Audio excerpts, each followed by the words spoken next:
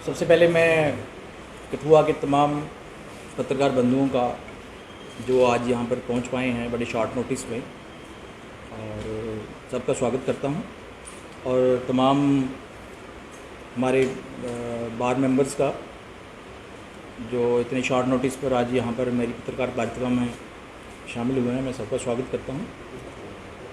क्योंकि मैं सबसे पहले कि मैं आज के जो मुख्य संदर्भ बिंदु पर आऊँ, मैं बैकग्राउंड में कुछ बातें बताना चाहता हूँ कि मेरी किसी निजी समस्या से, चूँकि मैं यहाँ पर प्रेजेंट नहीं था, लगभग पिछले 19 तारीख से लेकर आज मतलब 31 तारीख तक मैं यहाँ पर नहीं था। पिछले दिनों कुछ ऐसे घटनाक्रम बदले जो मैं समझता हूँ कि दूसरा पक्ष जिनका सामने नहीं आया, केवल एक ही पक्ष की बात जो थी वो की जा रही थी। देखो, सवाल ये है कि जब यहाँ पर हमारी एक प्रथा शुरू की थी हम लोगों ने, जो भी प्रेसिडेंट बनता था वो इलेक्शन से बनता था, क्योंकि उससे पहले भी कुछ काफ़ी चीज़ें ऐसी थी कि ऐसे ही वो प्रेसिडेंट हम पर थोप दिए जाते थे। नेचुरली जिनको नहीं पसंद है वो ऐसा ही कहेंगे कि हमारे पर थोपा है। तो हमने इसके लिए जद्दोजहद, और ख़ास तौर से मैंने और मेरे साथियों ने, हमने इस बार एसोसिएशन के अंदर एक जद्दोजहद लड़ी कि जो भी प्रेसिडेंट हमारा बने, बार एसोसिएशन का बने, वो एक इलेक्टेड सिस्टम से बने, चाहे ए बने, चाहे जेड बने, चाहे कोई भी बने, लेकिन इलेक्शन से बने। यहाँ पर एक इलेक्शन कंडक्ट होता है, लास्ट जो इलेक्शन था जिसमें मैं 13 वोट से जीता था, और ठीक इलेक्शन कंडक्ट होने के बाद जो एक अपोनेंट ग्रुप था वो एक कठुआ एडवोकेट एसोसिएशन नाम की एक संस्था बना लेते हैं, जिसको वो बार कहते हैं। और जब भी हमारा कोई नोटिस, हमारा कोई रेजोल्यूशन, हमारा कोई वर्क सस्पेंड का नोटिस जजेस के पास जाता था, उन्हीं के बंदे आके जजेस को जो मिसलीड करते थे कि यहाँ 2 बारें हैं, यहाँ कठुआ एडवोकेट एसोसिएशन नाम की संस्था है, हम नहीं मानते। कहने का मतलब कि वो एक इलेक्टेड प्रेसिडेंट की तौहीन करते थे, जो कि निरंतर जारी थी। हमने ये बाहर का इंटरनल मैटर था, हमने इस पर कुछ बाहर एक्सपोज नहीं किया, लेकिन आज मुझे मजबूर किया इन लोगों ने। और उसके बाद एक झूठी कंप्लेंट हमारे ऊपर 50-60 वकील जिसमें फंसाए हुए हैं, आज तक हमारी हाई कोर्ट के सामने लंबित है। यहाँ ये लोग कुछ प्रॉमिस करके गए थे कि हम उस कंप्लेंट को विड्रॉ करेंगे, लेकिन इन्होंने यहाँ पर मैजिस्ट्रेट का एफिडेविट देके वहाँ हाई कोर्ट के अंदर जो है रिवॉल्व करने का काम किया, हम लोगों को फंसाने का काम किया, ताकि इन 50-60 बंदों के लाइसेंस कैंसिल हो जाएं। इनकी ये नीयत थी, या सस्पेंड हो जाए या कुछ भी हो जाए, कोई भी पेनल्टी लग जाए। और जब इन्होंने ये कंप्लेंट की थी, मैंने इनको बोला था, मैंने कहा आप कंप्लेंट मत करिए, मैं बीइंग ए प्रेसिडेंट मैं जिम्मेवार हूँ इस बात का, मैं जवाब दूंगा। अगर जरूरत पड़ी तो मैं अपनी जेब से पेमेंट करूंगा, डोंट वरी, आपको बाहर मत उछालो बाहर के मुद्दे को। लेकिन इन्होंने मेरी बात की एक नहीं सुनी, और इन्होंने झूठी कंप्लेंट हमारी सुप्रीम कोर्ट में की, वो काफ़ी देर पड़ी रही। और यहाँ पर ये मुझे चैलेंज करते थे, मुझे कहते थे कि बड़ा शौक था मदद करने का कोरोना काल में, तो अपनी जेब से करनी थी। मैं इनकी बातों पर तंग आकर मेरे ज़मीर ने मुझे इस बात की इजाज़त नहीं दी, और मैंने अपने ट्रेजरर को बुलाया, मैंने उनसे पूछा कि कितना पैसा डिस्ट्रीब्यूट हुआ है कोरोना काल के अंदर, मेंबर्स की हेल्प की है। तो उन्होंने बताया कि 2,01,000। मैंने 2,04,000 किसी से भीख मांग के, किसी से उधार लेके वो पैसा मैंने कैश उसके हाथ में दिया, और उनको बोला कि आप ये अपने उसी अकाउंट में डाल दीजिए जहाँ से डिसबर्समेंट हुई है। 2,04,000 रुपये मैंने जमा कराया। मुझे बनाए मैंने कौन सा गुनाह किया? फिर मेरे खिलाफ कंप्लेंट क्यों की गई? फिर वो कंप्लेंट क्यों आज तक पेंडिंग है हाई कोर्ट के अंदर? जब हमने उसकी पैसा का 1-1 रुपया जो है वो मैं अपनी जेब से दे चुका हूँ, वो कंप्लेंट मेरे खिलाफ आज तक मेरे साथियों के खिलाफ क्यों पेंडिंग है? मैं तो उसमें सिग्नेटरी हूँ, मैं तो बेनिफिशरी हूँ नहीं उसका, मैंने तो 1 रुपया भी नहीं लिया, मैं सिर्फ सिग्नेटरी हूँ। और उन बंदों को फंसाया गया है। कल को इनको कोई जजेस का एग्ज़ाम क्लियर करता है, कभी मुंसिफ का एग्ज़ाम, कोई हमारे सरकारी वकील बनता है, उसकी 1 मिनट में कंप्लेन हो जाएगी उसके खिलाफ, एनओसी नहीं मिलेगी उसको, क्योंकि उनका नाम, सबका नाम वहाँ पर उस कंप्लेंट में लंबित है।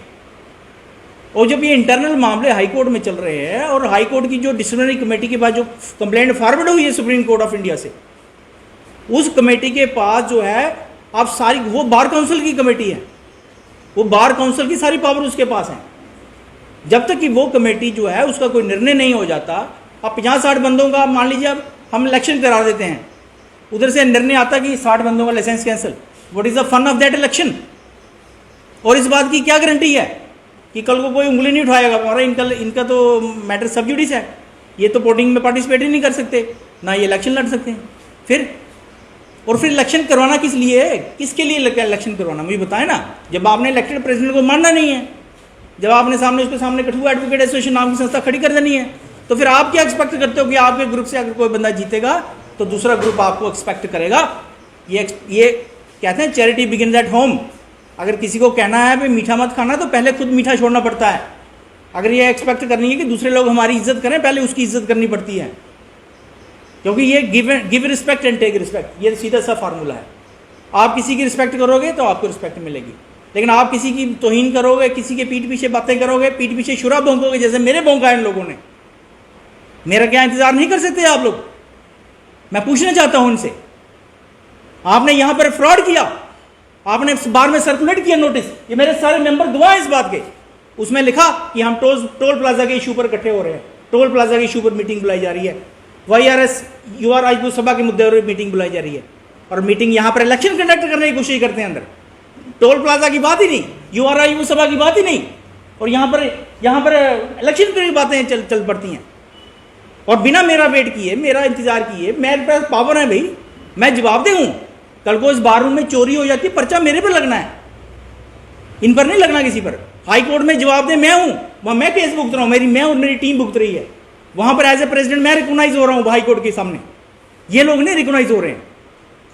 पिछले दिनों उन्होंने एक और, यहां पर आप जानते हैं पूरी कठुआ इस बात की गवाह है, मैं इस बातों को पब्लिक में नहीं ले जाना चाहता था, लेकिन इन लोगों ने मुझे मजबूर किया आज।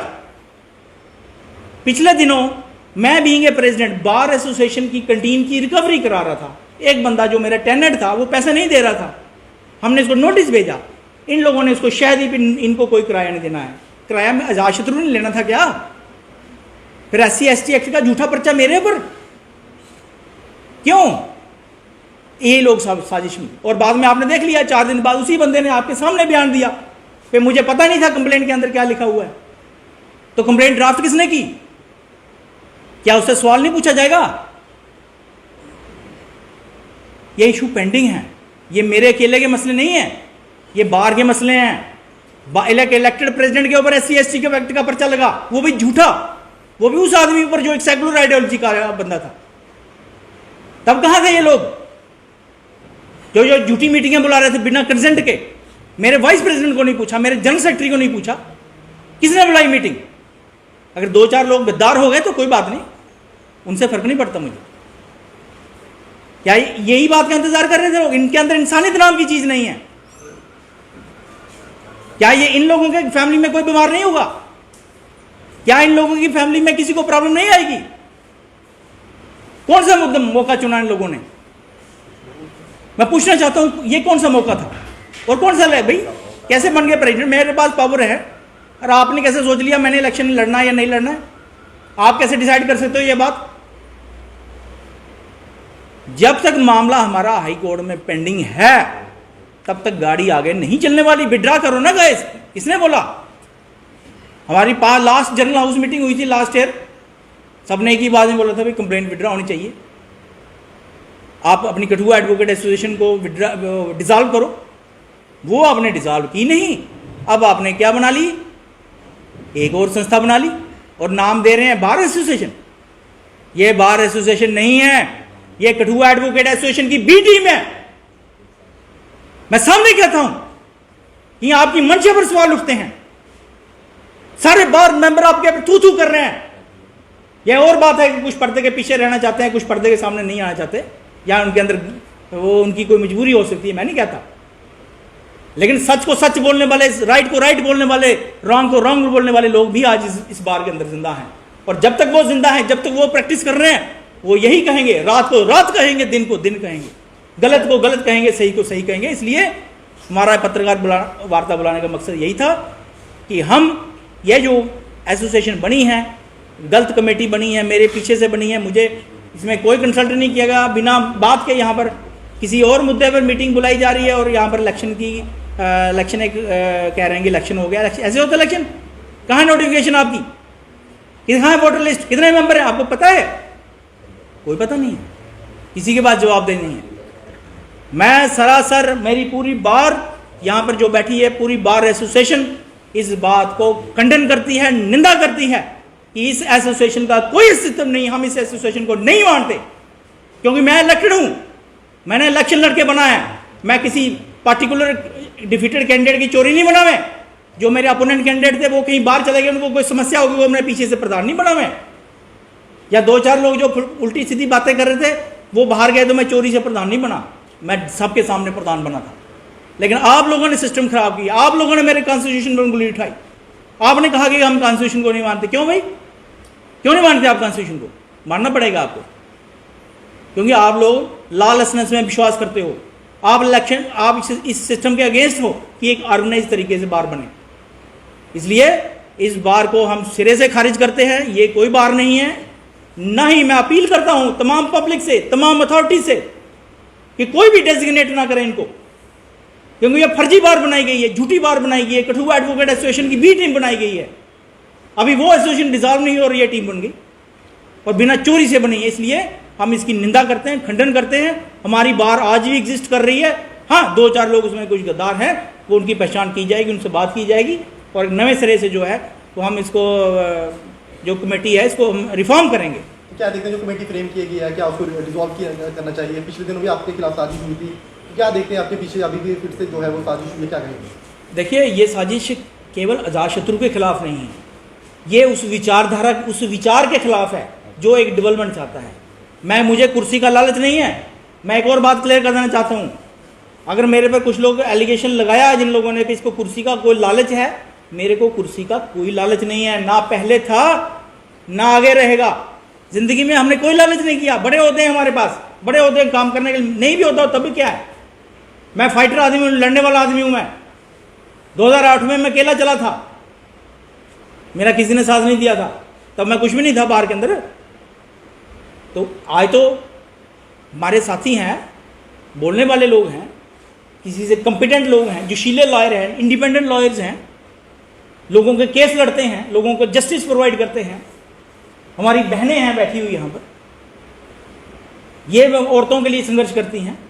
और पीछे से एक वुमेन विंग, वुमेन विंग बन गई। कौन सी वुमेन विंग बन गई भाई? वुमेन विंग तो है नहीं। हमारी वाइस प्रेसिडेंट रमेश जिसरोटिया के लिए वो हमारी वाइस प्रेसिडेंट है, उनके लिए एक पद आरक्षित किया हुआ हमने। मतलब कहने का मतलब ये था कि मेरे पीछे से इतनी लॉलेसनेस यहाँ पर दिखाई, क्यास बना दिया, जजेस को इंप्रेशन गलत दे दिया, पब्लिक को इंप्रेशन गलत दे दिया। भाई यहाँ जुडिशरी नहीं बनाती, जजेस का कोई इंटरफेरेंस नहीं है बार एसोसिएशन के अंदर। जजेस उसी को रिकॉग्नाइज करते हैं जो इलेक्टेड हो।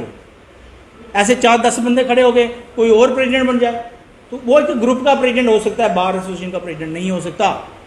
इसलिए हमारी बार एसोसिएशन इसका खंडन करती है, इसको सिरे से खारिज करती है। और आज भी जब तक हमारा वो हाई कोर्ट का मैटर सॉल्व नहीं होता, रिजॉल्व नहीं होता, हम जो है वो आगे बढ़ने वाले नहीं हैं। लेकिन इससे भी इनकार नहीं कर रहे कि इलेक्शन भी होगा, अपने टाइम इलेक्शन भी होगा। अब इसमें कोई गारंटी नहीं है कि मैं खड़ा हूं या नहीं खड़ा हूं, क्योंकि हमारा कॉन्स्टिट्यूशन यही कहता है कि जो सिटिंग प्रेसिडेंट है, लास्ट प्रेसिडेंट है, अगर उसने खड़े होना होगा तो वो रेजिग्नेशन अपना देके किसी और बंदे को जो है एग्जीक्यूटिव कमेटी जो है वो चीफ रिटर्निंग अफसर अपॉइंट करेगी। अगर उसने नहीं लड़ना है इलेक्शन तो वो खुद ही चीफ रिटर्निंग ऑफिसर जो है with the consent of executive committee जो है सुओ मोटो पावर उसके पास आ जाएंगी, वो इलेक्शन नोटिफिकेशन निकालेगा। लेकिन जब कंड्यूसिव एटमॉस्फेयर होगा तो मैं ये समझता हूँ कि जब तक ये कंप्लेंट हमारी हाई कोर्ट में पेंडिंग है, 60-70 बंदों के लाइसेंस के ऊपर जो है प्रश्न चिन्ह लगा हुआ है कि उनके लाइसेंस कैंसिल होने हैं, सस्पेंड होने हैं, नहीं होने हैं, क्या होना है क्या नहीं होना, फाइन लगना है। तो इन लोगों ने ये कंप्लेंट की है, या तो ये विड्रा करें या उसका डिस्पोजल हो। जब तक वो डिस्पोजल नहीं होता, और दूसरा ये नहीं है कि हाई कोर्ट का डिस्पोजल हो जाएगा, दूसरी एक इलेक्शन की गारंटी भी देंगे। ये लोग एक्सपर्ट हैं, कठुआ एडवोकेट एसोसिएशन के लोग एक्सपर्ट हैं हमारी बार से। इन्होंने सुओ मोटो खुद ही कहा था कि हम इनसे डिसोशिएट करते हैं। जब आप एक बार एसोसिएशन से डिसोशिएट कर गए, आपको क्या राइट है बार एसोसिएशन के इंटरनल मैटर में दखलंदाजी देने का? आप अपनी कठुआ एडवोकेट से संभालो। अगर आप चाहते हो कंड्यूसिव एटमॉस्फेयर क्रिएट हो तो कंप्लेंट विड्रा करो और दूसरा लिख के दो कि जो भी प्रेसिडेंट इलेक्ट होगा हम उसको मानेंगे।